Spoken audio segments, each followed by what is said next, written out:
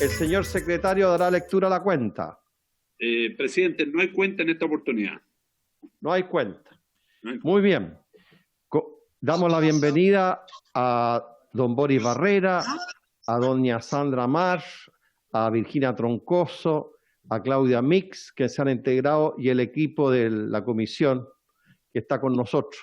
Y también está el subsecretario de Desarrollo Social. Sí, y el ministro se incorpora en este momento. Falta el ministro. Sí. Está ingresando el ministro. ¿Está ingresando? Sí. Como ustedes saben, esta sesión la hemos convocado para conversar y tener un diálogo franco, abierto, a través de consultas, de preguntas, de inquietudes que tengamos nosotros en relación a cómo ha estado implementándose el IFE 1 y el IFE 2, porque han surgido diversas inquietudes en nuestros lugares que representamos y por consiguiente tratemos de hacer una reunión lo más provechosa posible, con preguntas muy directas al ministro. No nos vayamos de tesis cada uno de nosotros, porque la sesión está convocada de las 4:30 hasta las 5:30, tengo entendido. Así es, presidente. Entonces tratemos de ser lo más sucinto posible para poder ir directo a lo que queremos del ministro. Se ha incorporado el diputado Diego Scharper y la diputada Erika Olivera también. A todos bienvenidas y bienvenidos. ¿El ministro está allá, señor secretario? Sí. Y no lo veo yo.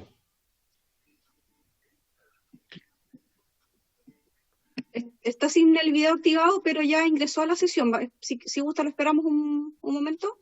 Subsecretario Sebastián Villarreal está solicitando la palabra. Tiene la palabra su secretario. Muchas gracias, presidente. No, por su intermedio es que no podía desbloquear el micrófono, entonces era solamente después para pedir autorización para poder compartir la presentación que va a utilizar el ministro ahora cuando comencemos. Ok, subsecretario. Yo no sé si les parece a ustedes, antes que ingrese el ministro, más que haga una presentación al ministro, que nosotros le hagamos consulta, porque en una de esas, en la presentación, se va toda la sesión. Y las inquietudes nuestras y las preguntas nuestras no van a tener espacio para plantearlas. Entonces, como, no sé, se los planteo como una propuesta. Que primero hagamos las consultas nosotros, muy directas, y después el ministro las conteste. Si el ministro necesita hacer uso de su exposición, la hace, pero si nos vamos con la exposición del ministro, fácilmente vamos a perder ahí media hora y nos vamos a quedar muy corto de tiempo para hacer las consultas y las preguntas. No sé qué les parece, presidente. La diputada Claudia Mix pidió la palabra. ¿Estarían de acuerdo todos de hacer consultas primero? Que ojalá sean 5 minutos. Yo no estoy de acuerdo, disculpe, diputado Lara. No, yo no estoy de acuerdo. Yo creo que distinto que le digamos al ministro tiene 10 minutos para exponer, yo creo que es necesario, no lo hemos tenido con nosotros más que en la discusión del proyecto. Me imagino que los dos subsecretarios le habrán informado lo que ya compartieron con nosotros, entonces, por tanto, no sería una repetición de lo que ellos nos expusieron. Yo creo que démosle la posibilidad al ministro de verdad de exponer, pongámosle un tiempo. Pero déjeme terminar de hablar, pues sí. Parece que la mayoría del tiempo la ocupa usted, pues, presidente, tiene que aprender a dar la palabra. Entonces le quiero pedir, presidente, que escuchemos al ministro, que lo escuchemos, que le demos un tiempo razonable para exponer y que también nos demos el tiempo razonable para hacer preguntas concretas. Eso nada. Muy bien, diputado. Mientras el ministro se integra, diputada Sandra está pidiendo la palabra y el diputado Diego Scharper parece que le vi que... Diputada Sandra, active el micrófono. ¿Me escucha, presidente? Sí, está activado. ¿Me escucha? Sí, muy bien. Sí, ya. Sí, no, yo comparto lo mismo. Yo pienso que si el ministro trae una exposición justamente para ver este tema, yo creo que deberíamos escuchar al ministro ya para ver cuál es el planteamiento que él tiene y después que vengan las preguntas respectivas por parte de cada uno de nosotros. Él preparó una exposición, se dio el tiempo y yo creo que es importante también escuchar al ministro. Muy bien, diputado Diego Scharper solicitó la palabra. Se integra la diputada Joana Pérez también a la comisión. Y el hijo de la Carolina. Diputado Diego. Reactive el micrófono. Ahí sí, me lo tenían bloqueado, presidente, desde allá. De RN parece que lo tienen bloqueado. No, al revés, en RN estamos con los bonos cada vez más altos. Oiga, presidente, déjeme decirle a usted lo siguiente. Yo llegaría a una cosa intermedia. ¿Por qué no escuchamos la exposición del ministro, pero le damos un tiempo acotado? Porque muy bien. Yo coincido con usted. Acordemos, no sé, 15 minutos. Ok.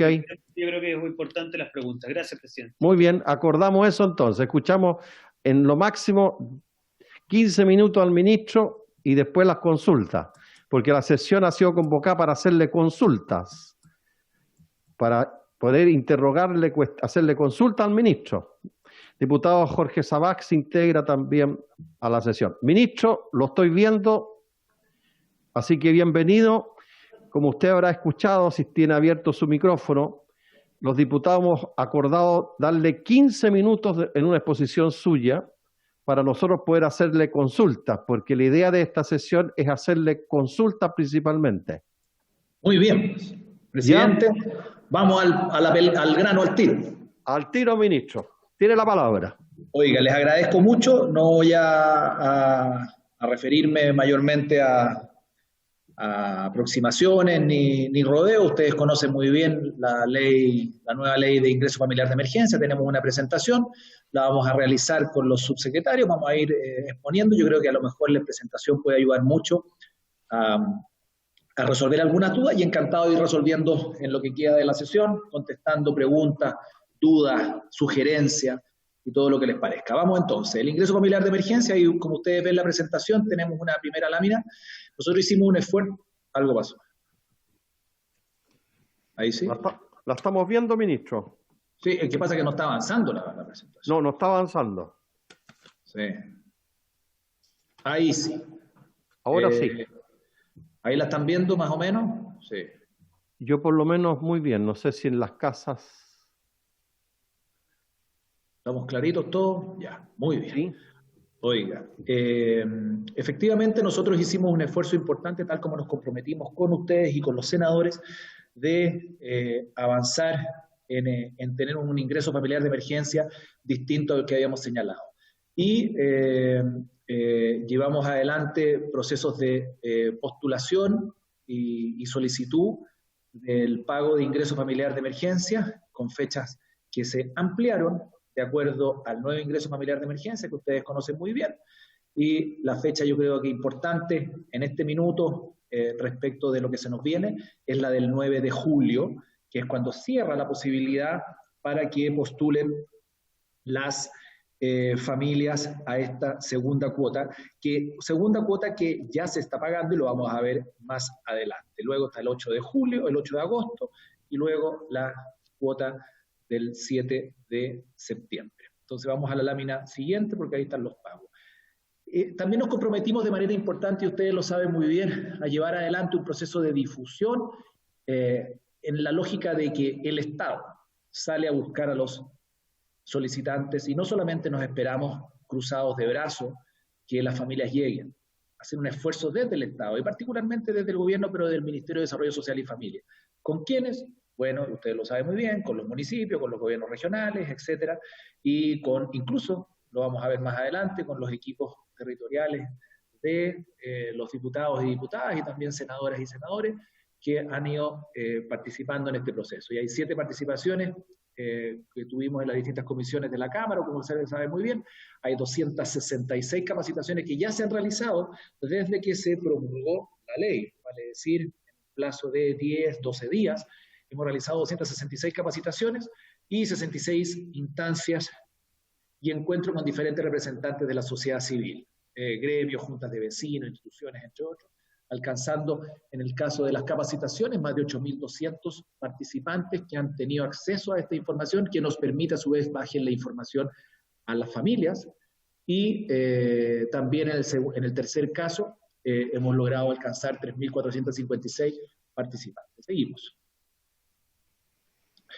A nivel central hay 45 instancias que se han desarrollado a la fecha, dentro de los cuales se dan las capacitaciones a las 2 asociaciones de municipios, desde el día lunes, que ya estaba promulgada la ley, recordemos, hace ya 2 lunes atrás, y se publicó el día martes, de hace 15 días atrás. Hicimos un trabajo con los gobiernos regionales también, con los profesionales de Chile Atiende, etcétera, que nos permitió llevar adelante un proceso de capacitación también a nivel central, bien intenso, para que hubiese mucha información, para poder avanzar en el proceso de capacitación. Vamos con las láminas siguientes. Los Ceremis a nivel regional también han hecho un despliegue también bastante intenso, que alcanza un total de 287 instancias de capacitación desarrolladas en las regiones de Valparaíso y Los Lagos, las que han tenido una presencia más importante, con más de 750 personas cada una de ellas. Cada una de las instancias de conversación con la sociedad civil, las regiones de Antofagasta y Ñuble lideran el número y cantidad de personas asistentes. Ahí hay finalmente detalles que dicen relación con los informes y los reportes que también le encargamos a los Ceremis a nivel regional. Ahí está el número de capacitaciones, etcétera, y encuentros ciudadanos que se han hecho. Lo mismo respecto de la difusión del IFE desde el nivel central y desde el nivel regional, en cuanto a capacitaciones, encuentros ciudadanos, evidentemente todo esto virtual, y el número de personas que hemos ido logrando alcanzar. Hay que recordar que las personas que hemos ido logrando alcanzar normalmente son todos dirigentes, líderes de opinión barrial, vecinal, territorial, de la sociedad civil, que a su vez bajan su información, tal como lo hemos hecho con los equipos territoriales de los parlamentarios, bajan su información a las personas con las cuales tienen contacto en cada uno de sus sectores, de sus comunas, de su territorio. Y las láminas siguientes, también en el DINDAP se tomaron las siguientes medidas para llegar al mundo rural, y ahí están diseñadas y señaladas los 5 puntos que forman parte de este proceso de capacitación. Campaña en 70 radios rurales, periódico virtual, coordinación con las 120 agencias del área de INDAP para comunicar el ingreso a las comunidades rurales, capacitación a los equipos de INDAP, capacitación a dirigentes de 14 organizaciones campesinas, coordinación con 7 organizaciones territoriales para comunicar el beneficio. Eso se ha hecho también un esfuerzo importante, entendiendo que vamos a seguir con este proceso porque sigue. Y en el caso del primer aporte y del segundo aporte, ahí están los plazos, fechas, que dicen relación con la emisión de los pagos. El segundo aporte, que es el que a ustedes interesa, están señaladas los pagos, los plazos, y desde la semana pasada, lo vamos a mostrar más adelante, ya logramos acceder y llegar a 1.911.000 familias y fracción que han sido beneficiadas con el ingreso familiar de emergencia, y todavía evidentemente nos falta el resultado de las apelaciones y todavía nos falta el resultado de las nuevas solicitudes que han seguido llegando de manera bastante importante. Seguimos. El primer pago, y aquí les voy a contar un resumen rápido. El resultado del primer pago del beneficio, como ustedes habrán sabido, lo que motivó que tuviésemos un ingreso familiar de emergencia nuevo, distinto, como hemos señalado, solamente benefició a un número importante de familias, pero que eran 1.149.888. Y efectivamente también hay un grupo de familias que habían postulado y que fueron rechazadas y que apelaron. Y ese proceso de apelación también está en proceso de revisión y vamos a tener prontas respuestas respecto de ese primer pago que es retroactivo. Con motivo de ese primer pago, vamos a la lámina siguiente,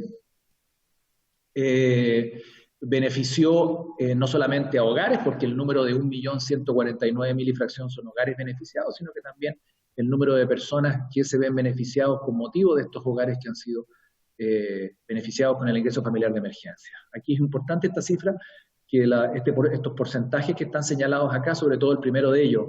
En el primer ingreso familiar de emergencia solamente un 46% de los hogares recibieron de manera automática el beneficio.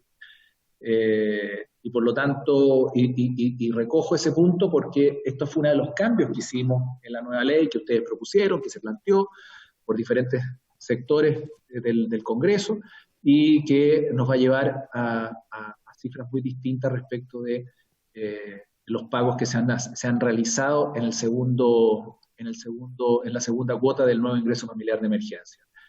Y en el caso de, bueno, me cambiaron la lámina, pero el 74% de la lámina anterior establecía que corresponde a beneficiarios corresponde, perdón, a hogares sin ingresos formales.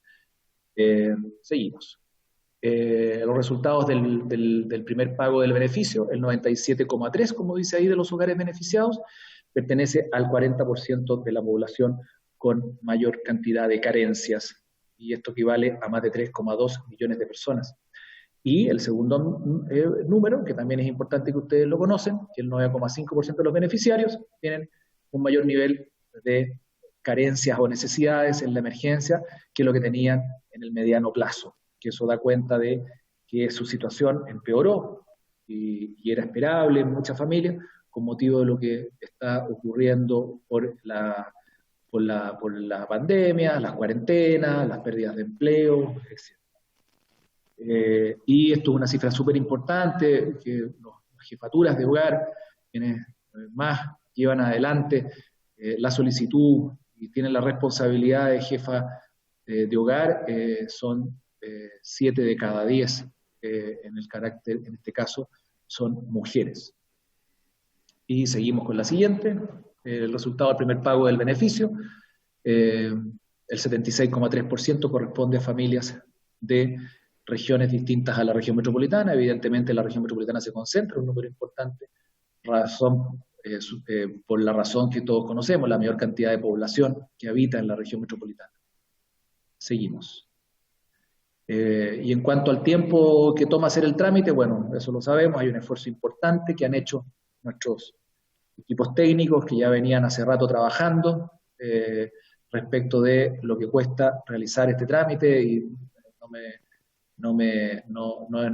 es importante señalar que ya hay 2.250.000 en el primer de solicitudes que se hicieron, de las cuales 1.149.000 fueron a pago, y hay un porcentaje que se fue a apelaciones.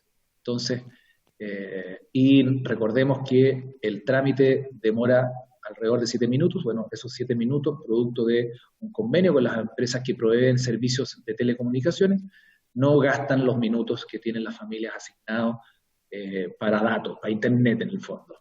¿Ok? Seguimos. El segundo pago, y esto yo creo que es importante porque aquí ya se empiezan a ver las diferencias respecto de lo que es la nueva ley vigente. Y todavía nos queda bastante por ir avanzando, entendiendo que la ley se publicó hace exactamente mañana se cumplirían 15 días, hace 2 martes atrás, y el día jueves, también hace 2 semanas atrás, se realiza el primer pago, y el viernes recién pasado se realiza el segundo, que nos permite enterar a 10 días de publicada la ley, aprobada por ustedes, casi por unanimidad, 1.911.000 familias, 1.911.435 familias beneficiadas, hogares beneficiados. Y esto sin perjuicio de lo que les decía al principio. Aquí ya se empieza a notar una diferencia importante de la cobertura que muchos de ustedes habían planteado como necesaria. Vale decir, estamos bordeando los 2 millones de familias que ya han sido beneficiadas con el ingreso familiar de emergencia, y todavía nos falta todas las familias que están postulando por primera vez a esta nueva cuota, producto de los requisitos que se ampliaron, y nos falta el resultado de las apelaciones. Esto no es un número menor, porque aquí hemos hecho todos un esfuerzo, y el resultado de esto es producto de todo lo anterior que les venía señalando: la ley, el esfuerzo de capacitación, el esfuerzo que han desplegado todos, y aquí digo todos, los equipos de diferentes instituciones del Estado, también los incluyo a ustedes, que dice relación con llegar al máximo posible de familias. Esta es la mayor transferencia monetaria directa que se le ha hecho a la familia en la historia de este ministerio y en la historia del Instituto del IPS, perdón. Y por lo tanto, no con esto quiero plantearlo como si fuera un gran logro, pero sí resaltar y relevar la importancia del esfuerzo que estamos haciendo, y digo estamos porque los incluyo, para poder llegar a la familia. Sabemos que no es lo suficiente, lógico, siempre va a ser insuficiente los aportes, pero efectivamente aquí hay un esfuerzo importante, y esta cifra de casi 2 millones se va a ver aumentada en forma también relevante con las nuevas solicitudes y el resultado de las apelaciones. Y lo bueno es que el próximo pago, ya que correspondería al mes de julio, todas estas solicitudes que son nuevas de este mes y que se acojan, pasan a ser automáticas para los próximos pagos, por lo tanto no hay que volverlo a solicitar, por lo tanto el próximo pago va a ser incluso bastante más expedito, y ese sí que va a ser histórico, porque en una fecha o en 2 fechas, pero particularmente vamos a llegar a un número importantísimo, incluso mayor de las familias que llegamos en el que hicimos hace unos días atrás, que entera 1.911.000 y fracción familias. Seguimos. Listo. Ahí, sí, voy a terminar en un... Dispone de 4 minutos más. Muy bien, gracias por recordarme el horario, que es importante. Y en el caso de los resultados del segundo pago, al 3 de julio, ahí están el número de personas beneficiadas, y ahí eso es lo que es importante que usted lo vean. Ese número de familias de hogares beneficiados, en la presentación les decía que en el primer pago el 46% había sido automático. Hoy día todas las familias están recibiendo este beneficio de manera automática. Y las que lo acaban de solicitar, que vence el 9 de julio, para el siguiente van a ser automáticas. Entonces se está logrando el objetivo que ustedes plantearon como necesario para ir descomprimiendo el ingreso familiar de emergencia y llegar rápidamente a las familias. Seguimos. En el caso del segundo pago, el porcentaje es lo mismo. 93,2% de los hogares beneficiados pertenecen al 40% de mayor carencia. Y en el caso de las mujeres, jefatura femenina de los hogares, aquí baja un poquito, de 6 de cada 10 beneficiados. Seguimos, y bueno, aquí están los porcentajes por regiones, más o menos se mantiene parecido, el 77,3% de las familias beneficiadas, de los hogares beneficiados, corresponde a regiones distintas a la metro. Y vamos avanzando, y el registro social de hogares, aquí hemos hecho un esfuerzo importante. Por ejemplo, nos encontramos con que había un número importante, y en esta lógica de que podamos salir a buscar como Estado, como ustedes lo plantearon, a las familias, y no que las familias lleguen, nos encontramos con un número importante de familias que están catastradas en el catastro de campamentos que lleva adelante el Ministerio de Vivienda y Urbanismo, que lo tiene desde el año 2018, tiene 47.000 familias. Pues bien, nos encontramos con un poco más de 10.000 familias que no tenían registro social de hogares. Que eso los perjudica en lo inmediato con el IFE, pero en el mediano plazo, en la búsqueda, por ejemplo, de soluciones habitacionales.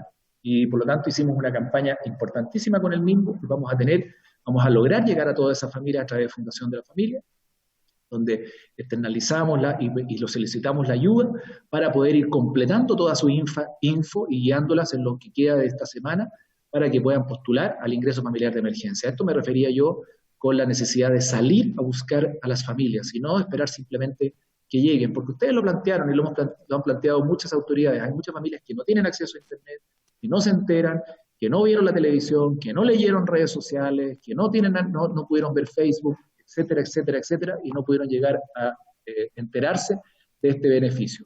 Y nos encontramos que en grupos vulnerables, como son las familias de campamento, había muchas de ellas. Seguimos.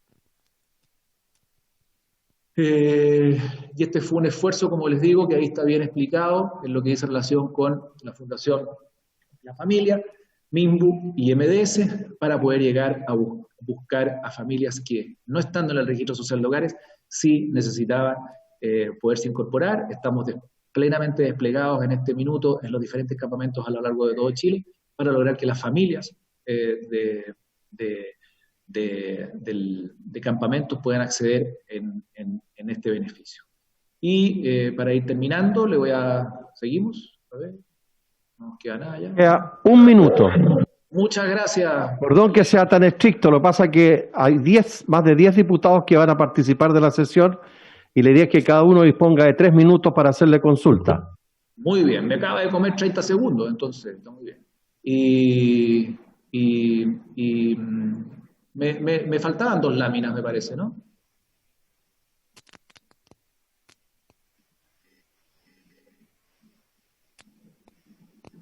Eso, y el plan de implementación de diseño para las familias de campamento, como les digo, contempla una serie de medidas que están ahí y que creíamos que era importante resaltar, relevar, y lo mismo la lámina 26, que señala más detalles. Esta presentación, presidente,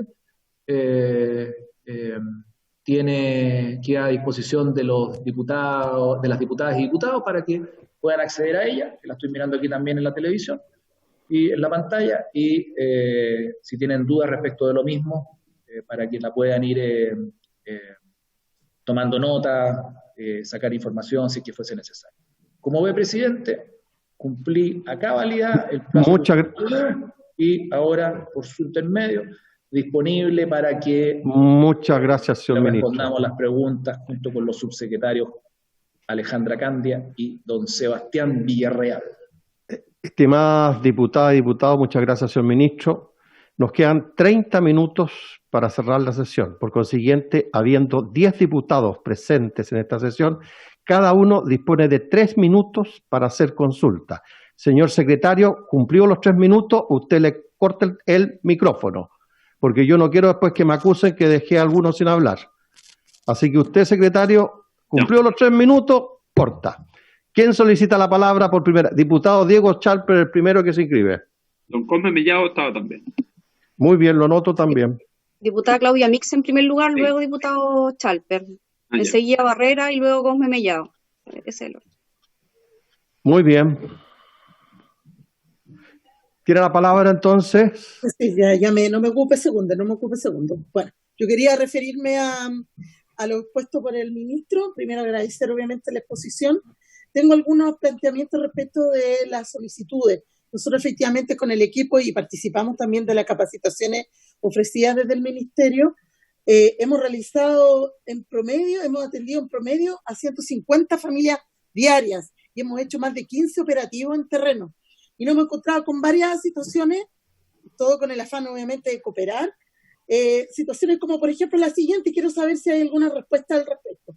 Por ejemplo, en los campamentos, que es una realidad que la he planteado en cada una de las sesiones. Un migrante en un trámite por la residencia, que se demora aproximadamente 1 año, pierde o extravía la cédula. Nos pasa a nosotros, le puede pasar a cualquiera. Claro, lo puede volver a solicitar. A nosotros se van a demorar 3 días en entregarnos el nuevo carnet. La diferencia es que para los migrantes, una no se demora 3 días ni 1 semana, y la complejidad, más allá de tener el RUT, es que no tendrían el número de serie para postular. Entonces no hemos encontrado muchos casos con esa realidad. Podemos decir, pucha, ¿por qué pierden los carnets? Pero es una realidad. Estamos tratando de dar respuesta a lo que efectivamente nos encontramos en terreno y es una preocupación que no hemos sabido cómo responder.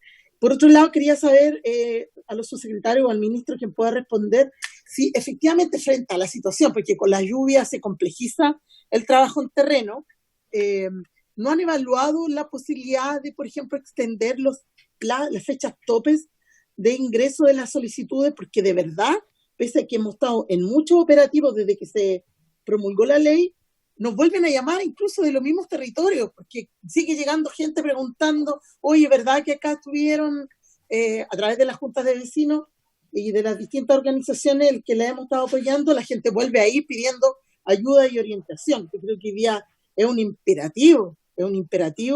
Gracias, diputada. Muchas gracias, diputada Mix, por su intervención. Ya, y tiene la palabra el diputado Diego Chalper. Parece que está inscrita Virginia. Diego Chalper tiene la palabra. Presidente, por un tema matemático tienen que ser 2 minutos, porque si no, no va a haber tiempo para el resto, para que conteste el ministro. Así que yo solamente usaré 2 minutos, si no, no vamos a tener tiempo. Presidente, no, muy al callo. Estoy preocupado, ministro, por las comunicaciones. Creo que tenemos que ser capaces de implementar una comunicación a gran escala en los medios rurales y locales, porque créame, la gente no ve la televisión cuando tiene que informarse en los sectores rurales, se informa por la radio local, y en la radio local no hemos invertido en informar este tema. Segundo, ministro, me preocupan las apelaciones. La gente dice que apela, pero que no le están llegando respuesta a las apelaciones. Tercero, me preocupa que la gente yo en mis redes sociales, estamos trabajando muy firmemente con un equipo de asistentes sociales y abogados para dar respuesta, lo sabe el subsecretario Villarreal que lo tengo enfermo. Y en ese sentido, créame que hay mucha pregunta, ¿por qué en el segundo pago nos está llegando menos plata?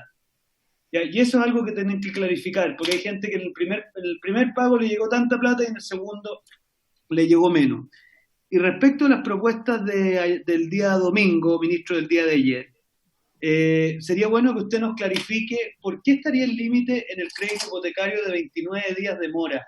A mí personalmente eso me preocupa, no entendí ese número, y sería bueno que usted nos lo pudiera clarificar, porque entiendo que usted puede optar por ese crédito por esa postergación en la medida en que tenga una mora no superior a 29 días, lo cual es un número bastante curioso. No sé si estaremos usando referencia a los años bisiestos, pero me preocupa. Muy bien. Ese número. Gracias, presidente. Muchas gracias. Diputado Cosme Mellado había solicitado la palabra. No lo veo activo. Mientras tanto, me doy la palabra a mí y después habla el diputado Sabaj. Ministro, dos consultas. Una, reiterar lo que ha dicho el diputado Charper. ¿Por qué si la gente en el primer pago recibió 65.000 pesos por miembro de familia, por qué en el segundo pago, que esperaba 100.000 pesos, no les llegó menos plata? Segunda pregunta, ¿por qué si se dijo que quienes recibieron el primer pago era automático, el segundo pago también iba a ser automático? ¿Y por qué gente que recibió el pago automático, el primer pago, el segundo pago no fue automático y hasta la fecha no reciben ningún ingreso? Tercera pregunta, ministro, la ficha de registro social de hogar fue reemplazada como una emergencia por el indicador socioeconómico de emergencia. Me gustaría saber cuántas personas han hecho uso del indicador socioeconómico de emergencia, porque parece ser, por lo que dice la gente, que está actuando más como colador que como facilitador para recibir el beneficio del indicador socioeconómico de emergencia. Y me reservo un minuto para más adelante. Tiene la palabra el diputado Cosme Mellado, y si no está el diputado Cosme Mellado, el diputado Sabaj. Diputado Boris Barrera, después de Virginia. Gracias, presidente. Muy breve, saludar al ministro, todo su equipo, agradecerle la oportunidad. Solamente, muy breve, la situación de las temporeras que tuvieron ingresos en enero y febrero, ellas están siendo excluidas. Quisiera ver la posibilidad de que se pudieran incluir, por cuanto hoy día en la foto instantánea de hoy no están recibiendo ingresos. Entiendo que esto se solucionaría con el indicador socioeconómico de emergencia. Y lo otro es preguntar por que mucha gente ha dicho que están quedando fuera porque tienen planes de ISAPRE. Eso también quisiera que se pudiera clarificar y que se pudiera incluir a esas personas porque también están en una situación de vulnerabilidad. Ahí me quedo. Muchas gracias. Muy bien, diputado Sabaj. Le quedaron 30 segundos. Diputada Virginia Troncoso tiene la palabra. Después el diputado Boris Barrera. Sí. Active el micrófono, Virginia. Falta la diputada Erika Olivera y la diputada Joana Pérez. Yo no sé si acaso, el diputado Joaquín Lavín, no sé si lo inscribo. Ay, sí, presidente, gracias. Bueno, mi consulta al ministro, decirle que falta explicarle mucho a la gente la diferencia que es entre la calificación socioeconómica y el indicador socioeconómico. Ya que existen muchas dudas sobre esto, ministro, en la cual también saber qué es más importante para el IFE, una de estas 12 calificaciones. Gracias, ministro, gracias, presidente. Muy bien, diputado Boris Barrera. Quiero felicitarlo a todos por lo directo que han sido con sus preguntas. Diputado Boris Barrera. Gracias, presidente. Bueno, diputada Joana Pérez, Erika Olivera y después Joana Pérez. Estaban con Mellado también. Sí, pero no aparece. Yo 10 segundos perdido. Gracias, presidente. En esta oportunidad, y creo que ha sido la única hasta el momento, coincido con el diputado Charper a través de su intermedio. En las preguntas también me han llegado esas dificultades de los tiempos de apelación. O sea, mucha gente ha apelado y ya dicen cerca de un mes y no han tenido respuesta. Y otro también de que en el primer aporte se les pagó el 100% y supone que el segundo debiera ser similar y han recibido menos plata. Y tercero, casi toda la gente tiene desconfianza con el tema del registro social de hogares porque dice que se les cambió de manera unilateral su ingreso y eso yo creo que el ministro lo sabe y ha recibido hasta denuncia al respecto. Sin embargo, como la calificación es por el ICE, nadie sabe cómo acceder a ese ICE. Solamente saben cuando les llega la respuesta y le dicen, usted según el índice socioeconómico de emergencia no califica. Pero las personas solamente pueden saber cómo están en el registro social de hogares. Existe la posibilidad de que puedan entrar a algún lugar y saber cómo, en qué tramo están en el índice socioeconómico de emergencia, que finalmente es el que se ocupa. Y si no hay ni un lugar donde verlo, si tienen considerado que las personas lo puedan ver antes de esperar la respuesta de que no fueron calificados. Gracias, diputado. Diputada Erika Olivera. Se prepara Joana Pérez. Gracias, presidente. Saludar al ministro y al subsecretario, que también lo vi por ahí. Y yo, bueno, sumarme a lo que han dicho los diputados y diputadas que me antecedieron. En el tema de las apelaciones, también a mí me han llegado algunas reclamaciones ahí de la demora en cuanto a la respuesta, entonces también es un tema preocupante. Presidente, yo hace un par de semanas atrás, específicamente el día 23 de junio, le encomendé a parte de mi equipo poder hacer un levantamiento, hicimos un pequeño levantamiento sobre el registro social de hogares a raíz de los comentarios que nos hacían las personas a través de las redes sociales. Hace un par de minutos atrás, o una hora más o menos, se lo hice llegar al subsecretario Sebastián Villarreal para que ojalá lo puedan revisar, pero más o menos ahí hay un pequeño diagnóstico que hicimos en algunas comunas del distrito, y la pregunta que a mí siempre me ha dado vuelta, después del Ministerio de Desarrollo Social, ¿quién es el encargado para que las familias puedan acceder a realizar el registro? Yo quiero agradecer al Ministerio acá porque han hecho también un gran trabajo capacitando a las personas de nuestros equipos, y eso también a nosotros como parlamentarios nos ha permitido poder nosotros muchas veces, parte del equipo, sentarse a rellenar los formularios, las solicitudes, pero después del Ministerio de Desarrollo Social, ¿quién es el encargado? ¿Qué rol tienen los municipios acá? Porque también una de las quejas que hay es que de repente no les llegan la información de parte de las municipalidades. Entonces, me gustaría aclarar eso. Muchas gracias. Muchas gracias, diputada Erika Olivera. Tiene la palabra la diputada Joana Pérez. Y luego el diputado Joaquín Lavín. Gracias, presidente. Saludos al ministro y los colegas. Sí, tenemos algunas dudas. Por ejemplo, cuando se desvincula el jefe de hogar del registro social de hogares y ya aparece actualizado la página de no permite que el hogar pueda realizar apelaciones o modificaciones para que se nos diga ahí qué pasa. La página del registro social de hogares no está permitiendo subir los finiquitos ni documentos de cesantía, no aparece el formato aceptado por un momento, no acepta JPG ni Word. Si se modifica a esta altura el registro social de hogares, no alcanza a cambiar el sistema, ya que actualiza los primeros 5 días de cada mes y hay familias que ya han apelado y no pueden volver a apelar, pero el sistema termina el 9 de julio. Van a quedar fuera del beneficio. Y lo último, ministro, mire, nosotros cuando consideramos las pensiones básicas solidarias, siempre quisimos que fueran menores de 70, pero se dejó mayores de 70 años. Pero está el pilar básico solidario, no consideramos el aporte previsional solidario. Eso me han hecho ver mucho, que a veces es más bajo inclusive que la pensión básica solidaria.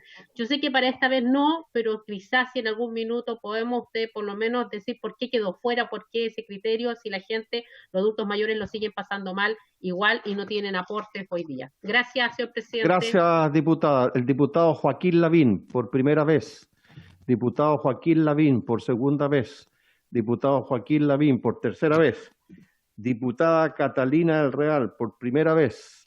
Diputada Catalina del Real, por segunda vez. Diputada Catalina del Real, apareció. Diputada, tiene la palabra.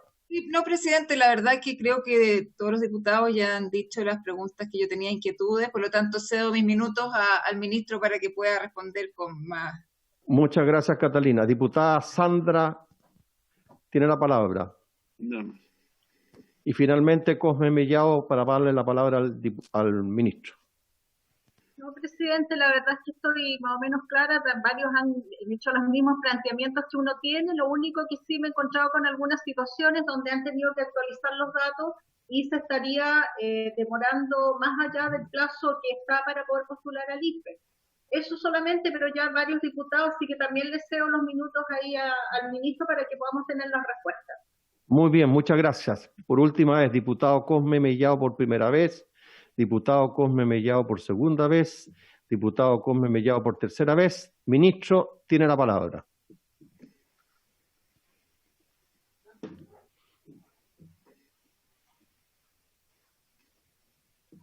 Active el micrófono, ministro.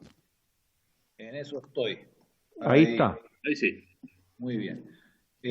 También le voy a dar la palabra a los subsecretarios, presidente, para ir respondiendo, que fuimos tomando nota aquí.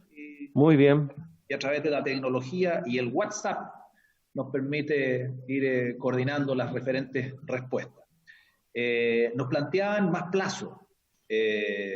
No nos olvidemos, efectivamente, más plazo se puede otorgar. El problema es que requiere una modificación legal. A la diputada Mix.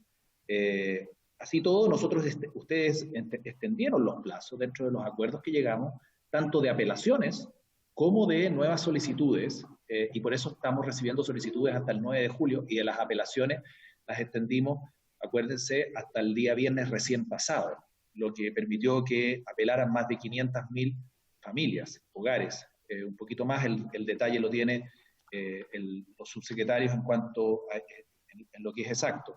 En comunicaciones sí, entiendo lo que señala el diputado Chalper, hay que hacer un esfuerzo mayor por comunicar, sobre todo en zonas rurales. Nos hemos apalancado mucho con INDAP y con los equipos del Ministerio de Agricultura, hemos llegado a campañas radiales, entendemos que siempre va a ser insuficiente, también hemos hecho un esfuerzo en redes sociales para poder bajar la información, porque muchas veces las familias, más que televisión, tienen acceso a Facebook o a sus redes o a sus radios locales, comunitarias, y hemos tratado de llegar lo más posible a través de esos mecanismos. Y por lo tanto, estamos viendo ese punto. Respecto de una pregunta que me hace el diputado Chalper en torno a los créditos hipotecarios y su postergación, efectivamente se planteó una mora de hasta 29 días, ¿no es cierto? Mire, eso forma parte de la propuesta original, pero evidentemente esa propuesta original, tal como lo contesté hace unos minutos atrás o hace horas atrás, forma parte de la discusión y del debate. Ya hay parlamentarios que han dicho que ojalá fueran más meses, porque hay muchas familias que están pasando momentos muy complejos y por lo tanto puede ser un poco difícil que solamente se exija esa moratoria máxima. Así que de todas maneras hay que revisarlo y ustedes saben cuál es la disposición de nosotros de llegar también a las familias, que yo creo que lo más urgente es tratar de proteger la vivienda, ya sea con aportes en arriendo, pero principalmente en la postergación del pago de sus dividendos, que yo creo que va a ser una buena alternativa, y por lo tanto recogemos ese punto que lo habían planteado en varias oportunidades, como también familias que puedan tener registros comerciales, DICOM, poder también acceder a los beneficios. Después le dejo la palabra a Sebastián Villarreal, si le parece. Muy bien, ministro, no hay problema. Respecto de por qué llegó menos recursos, que es una pregunta suya, la diferencia entre la calificación y el índice, proceso de apelaciones, en fin, hay varias preguntas que han ido tomando también ellos. Muy bien, le pasamos la palabra entonces a Sebastián Villarreal. Su secretario tiene la palabra. Perfecto. Muchas gracias, presidente, por su intermedio. En relación con el tema de que haya disminuido el monto, la verdad que es extraño. Entonces, quizás lo que podría ser bueno es que si es que alguno de ustedes ha tomado conocimiento de algunas situaciones en particular, lo podamos revisar. Porque efectivamente no debería darse y por lo tanto puede ser un caso bastante particular que lo más responsable sería poder revisarlo con mayor detalle. En relación con lo que planteaba la diputada Nix, cuando la persona pierde la cédula de identidad, efectivamente, hasta que no tenga el papelito que está la solicitud en trámite, va a estar impedido de poder hacerlo, pero con la solicitud en trámite, con el papel, le da un número que lo lo autoriza en el fondo para poder navegar durante la página. Por lo tanto, no es necesario que obtenga la cédula, pero al menos que tenga la solicitud. En relación con las apelaciones, ya lo decía el ministro Monkeberg, finalmente tenemos cerca de 528.000 apelaciones recibidas esta semana. Como recordemos que el plazo venció el día viernes 3 de julio, por lo tanto nosotros esta semana comenzamos con un primer grupo de respuestas, va a venir una respuesta masiva importante de concesiones de apelación, por lo tanto deberíamos estar en condiciones de enviar el mail con la respuesta en los próximos días, por no decir horas. En relación con lo que planteaba el diputado Naranjo, en relación con el primer pago que fue automático y ahora no la es, todas las personas que recibieron ya el primer aporte, como lo explicaba el ministro durante la presentación, pasan de manera automática a formar parte de este grupo, y es por eso de que ya recibieron el pago con fecha 3 de julio, casi 2 millones de hogares, entendiendo que el plazo para solicitarlo sigue estando abierto. Por lo tanto, y tal cual como él lo explicó, todo este grupo que ya lo recibe, aun cuando sea por segunda o por primera vez, ya para el tercer aporte vuelven a hacer el pago, el grupo automático, y por lo tanto van a ir recibiendo el pago de manera inicial. Pero no lo recibieron su secretario. Ahí, diputado, feliz de que también, si podemos revisar con su equipo, porque esto también nos ayuda a ir viendo por qué en algunos casos no pasa, pero la regla general debería decir que sí, por lo tanto, toda la disposición para poder revisar ese punto.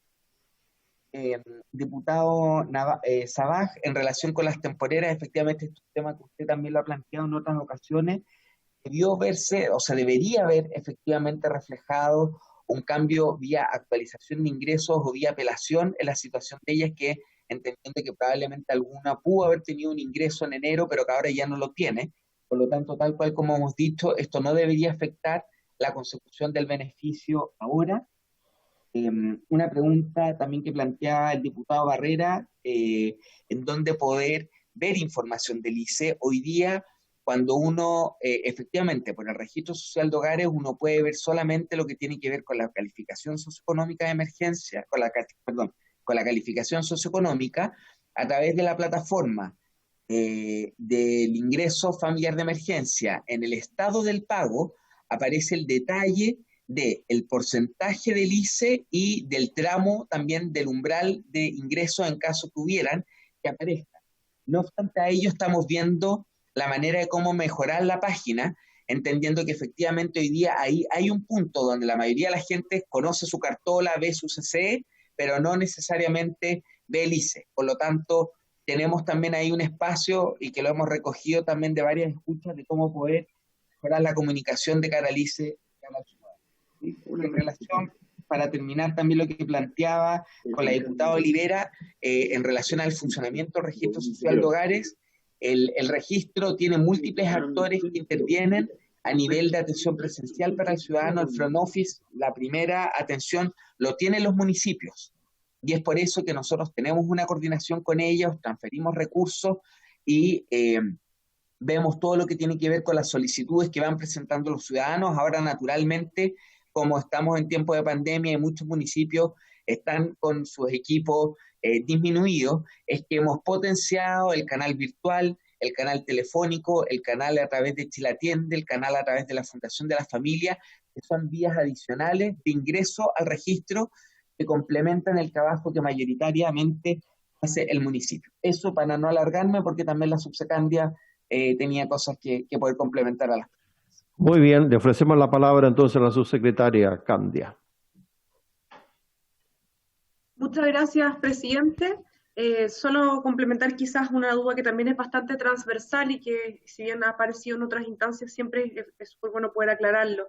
Tanto el diputado Naranjo levanta, como la diputada Troncoso, por su primer presidente, levantan, y también el diputado Barrera, respecto a la diferencia entre de manera directa o indirecta, preguntan respecto a la diferencia entre la calificación socioeconómica y el indicador socioeconómico de emergencia. Es importante aclarar, por su intermedio, presidente, de que el indicador socioeconómico de emergencia no es una alternativa de uso o no uso por parte del potencial beneficiario del IFE, sino que es lo que se le considera a la hora de revisar la vulnerabilidad socioeconómica del potencial beneficiario de su hogar. ¿Qué significa esto? Que se buscó obviamente tener una mirada de corto plazo en la vulnerabilidad socioeconómica de la familia, de tal manera de no contemplar ocasiones, como por ejemplo el mismo ejemplo que señalaba el diputado Sabaj respecto a las temporeras, ¿cierto? De que obviamente los mayores ingresos en el verano podrían generar una situación de vulnerabilidad que no es la adecuada a considerar la necesidad de apoyo durante esta pandemia. Por ende, no hay una alternativa a considerar o no considerar, sino que todas aquellas personas que solicitan el ingreso familiar de emergencia, a todas las personas que están hoy día en el registro social de hogares, así como se les estima la calificación socioeconómica de acuerdo a la normativa vigente, y que por cierto es una política de Estado, que tiene una mirada cierto respecto a la mejora que se le hizo a la ficha de protección social, y que contempla, por cierto, no solamente el autorreporte, sino que también eventuales registros administrativos de la persona, pero que tiene como premisa el que la persona siempre tiene la última palabra y la posibilidad de rectificar su situación de ingreso. El indicador socioeconómico de emergencia es lo mismo. ¿Qué significa esto? Tiene la última palabra la persona, tiene la posibilidad siempre de rectificar su situación en caso de que se le esté contemplando un ingreso que ya no existe, cosa que es muy necesaria durante una situación como la que nos encontramos, donde los ingresos están cayendo, cambiando, desapareciendo a una velocidad totalmente inusitada, y es por eso que hemos abierto no solamente el mecanismo de poder mirar solamente la situación de corto plazo a través del indicador socioeconómico de emergencia, sino que también la posibilidad de actualizar los ingresos sin necesidad de esperar más que una visita, ¿cierto?, en el sitio web del Registro Social de Hogares, y eventualmente la apelación, que recién ha cerrado su proceso para el primer pago durante el 3 de julio, y estaremos analizando, ¿cierto?, los distintos escenarios, los distintos casos de las distintas personas para poder dar respuesta a estos escenarios. Así que eso, yo creo que es lo único que me falta referirme respecto a las preguntas de los señores parlamentarios. Muchas gracias. Muchas gracias, subsecretaria. Pido autorización para poder prorrogar por 15 minutos más para darle la posibilidad a alguno de ustedes, si quiere insistir en alguna consulta o en alguna pregunta, hacerlo. ¿Ya? ¿Habría acuerdo? Muchas gracias, acordado. Mientras piensan, ministro, una consulta. Usted dijo que hasta el momento hay 1.900.000 personas beneficiadas. ¿Cuántas hicieron postulaciones y falta que se les entregue una respuesta definitiva para ver si aumentamos del 1.900.000? La diputada Virginia Troncoso también solicitó la palabra. Ay, Diputado Boris Barrera también. Diga, Virginia, tiene la palabra. No, presidente, sí era para apoyar la moción de que se alargara lo que usted está solicitando en el tiempo, pero Muy ya bien. me contestó ya Alejandro. Muy bien. Gracias. De nada. Diputado Boris Barrera ha solicitado la palabra. 1 minuto, diputado. Gracias, presidente. No, insistir en el punto de tratar de que, a ver si su secretario o el ministro se pueden comprometer en tratar de que la gente pueda acceder al ICE. El ICE aquí es el que califica, como decía la subsecretaria, y la gente necesita mirar ese ICE. Yo quiero ver cómo está mi índice socioeconómico de emergencia. Eso, y porque, claro, la subsecretaria a través de su intermedio dice la última palabra siempre la tiene la persona, pero de aquí a que actualice, que en el fondo es como la apelación, y el problema aquí es que el tiempo de apelación es demasiado largo. Entonces también me gustaría saber si se pueden comprometer con un plazo, que la gente pregunta, ¿cuánto se van a demorar en responderme, o vamos a estar esperando en forma indeterminada y revisando el correo todos los días a ver si me llega la respuesta? ¿Cuánto? ¿10 días, 15 días, 20 días? ¿Existe la posibilidad que se comprometan con un número así promedio para decirle a la gente, mire, si no le llega la respuesta en 15 días, entonces aquí hay que hacer algo? Porque además, para complementar, antes de darle la palabra al diputado Sabaj, la gente hace el ICE y después le sigue saliendo ingresos superiores. Es decir, corrigen los ingresos y después vuelven a ser rechazados porque aparecen ingresos distintos a los que ellos están a través del ICE haciendo. Diputado Sabaj y el diputado Cosme Mellado y la diputada Mix. Diputado Sabaj. Sí.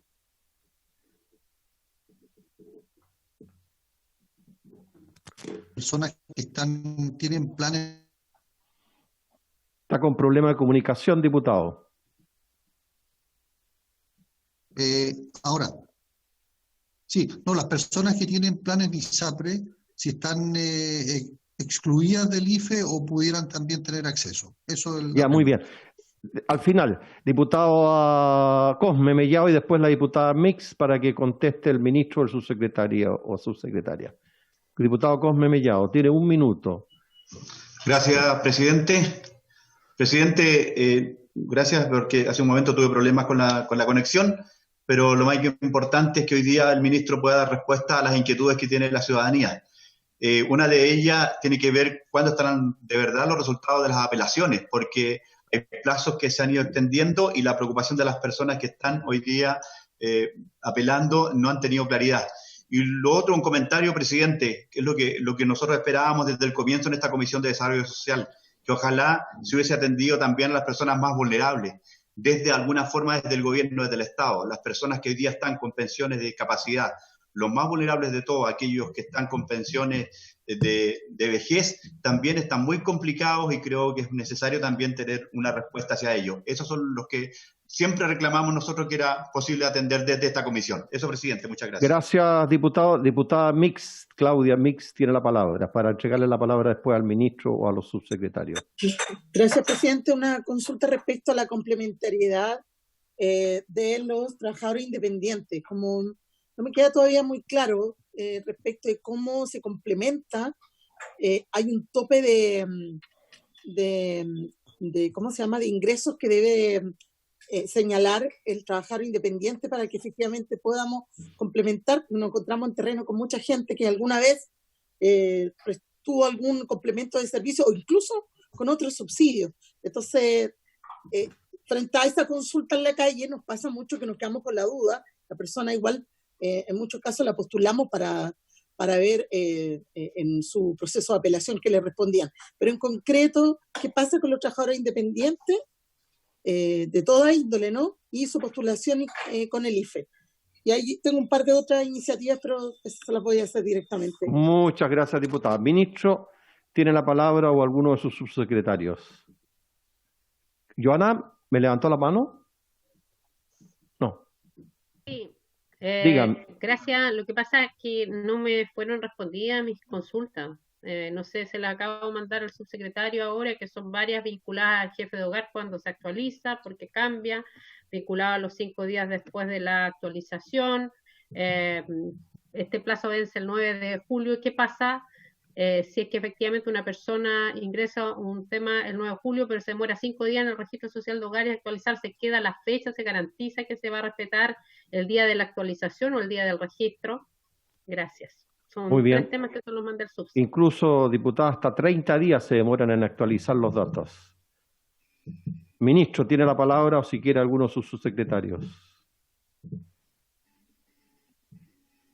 Sí, tengo la palabra, gracias, y también, si es posible, a los subsecretarios abrirle los micrófonos para que podamos responder rápidamente. Voy a dar un dato que es importante que se sepa. Nosotros tenemos solicitudes de actualización o de apertura o inicio del registro social de hogares en torno a 100.000, 104.000 solicitudes mensuales. En esta época estamos superando el 1.000.000 de gestiones y trámites frente al Ministerio de Desarrollo Social. No con esto quiero disculpar ni mucho menos, sino que también el esfuerzo que se está haciendo por simplificar y por desburocratizar y agilizar los procesos de respuesta, que antes enterábamos 40 días muchas veces, incluso con la verificación municipal. No nos olvidemos que el subsecretario Villarreal dictó una resolución que establece que los municipios no tienen que hacer la verificación en domicilio respecto de las actualizaciones que se harán posteriormente, como también la eliminación de la clave única. Yo creo que sería bueno, como ya tienen las preguntas de la diputada Joana Pérez, el subsecretario Villarreal, que las tome y las conteste rápidamente, que las tiene ahí en su WhatsApp. Muy bien, ministro. Y sigamos, y con las preguntas que nos han llegado también, las que van quedando. Muchas gracias. Subsecretario. Perfecto, presidente, por su intermedio también respondo rápidamente su pregunta. Al día de hoy llevamos 3.472.444 solicitudes. Perdón, no le escuché bien, subsecretario. Alguien está hablando ahí, por favor, que no hable. Llevamos 3.472.444 solicitudes. Además de los 1.900.000 que se han sido beneficiados o están Ellos metidos? están incluidos dentro de este 3,4 millones. Es decir, estamos hablando de 1,5 millones de solicitudes entonces, que no han tenido respuesta. Que el plazo está abierto todavía, presidente. Y ahí están esto incluidas las del solamente primer pago. el primer pago y lo que hemos sacado son los pagos Es automáticos. que esto es re importante, subsecretario. Usted me dice que hay 3,5 millones de solicitudes hechas. 3,4 recibidas. Ya, 1.900.000 ya recibieron el ingreso familiar de emergencia.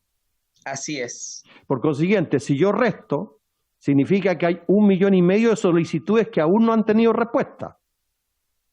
No todas, porque ese número de 3,4 millones son acumuladas. Ahí, no es que no hayan, presidente, porque lo veo a usted muy entusiasmado en las conclusiones que puede sacar, y quiero ser claro en esto.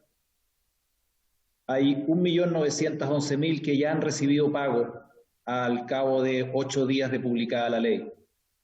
Y todavía falta por responder las nuevas solicitudes Así que es. usted y el resto de los parlamentarios y parlamentarias aprobaron y que vence el 9 de julio.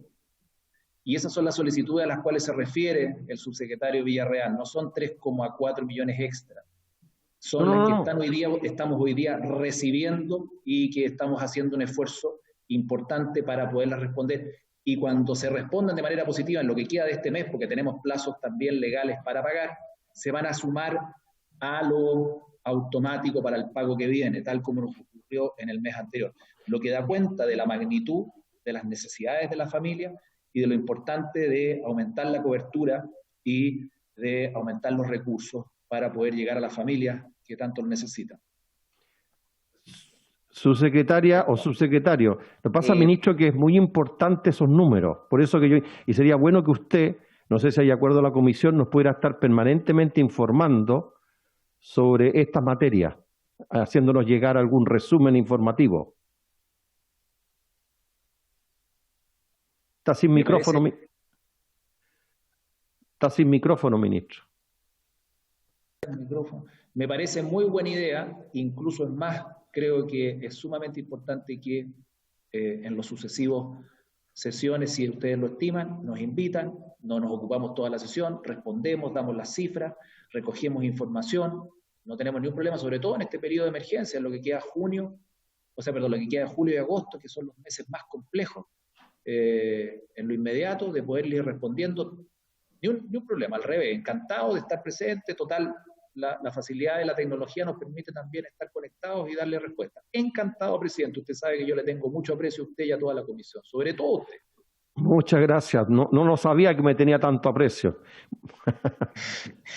Presidente, me gustaría responder por su intermedio las preguntas de la diputada Pérez, también que están pendientes. En relación con la desvinculación del jefe de hogar, recordemos que para el IFE lo puede solicitar y modificar cualquier integrante del hogar, no únicamente el jefe de hogar.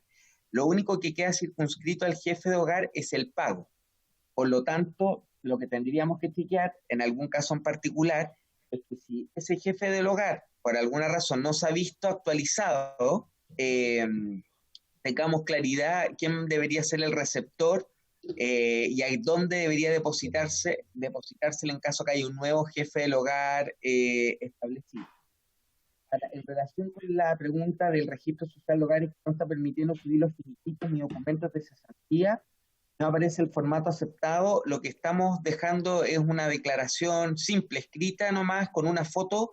Por lo tanto, ahí, diputada, quedo atento de si es que tiene mayor detalle para que lo podamos ver, porque puede ser algo técnico, pero debería poder subirse cualquier documento, que ha sido precisamente una de las flexibilizaciones que hemos hecho y hemos simplificado.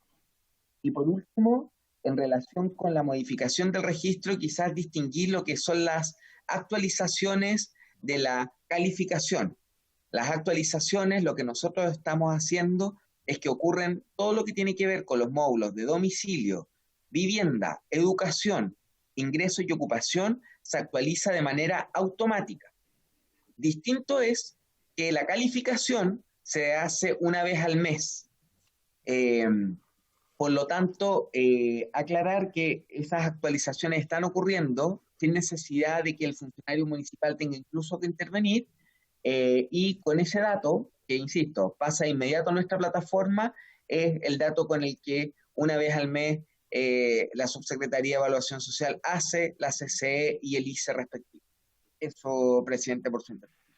Muy bien, muchas gracias, ministro. Una vez más reiterarle los agradecimientos por haber compartido con nosotros, al igual que la subsecretaria Candia, y ya que nos tiene tanto cariño, vamos a hacer buen uso de ese cariño para permanentemente estar haciendo una evaluación de cómo va marchando el ingreso familiar de emergencia. Así que, estimadas diputadas y diputados, por haberse cumplido los quietos de la sesión, se levanta.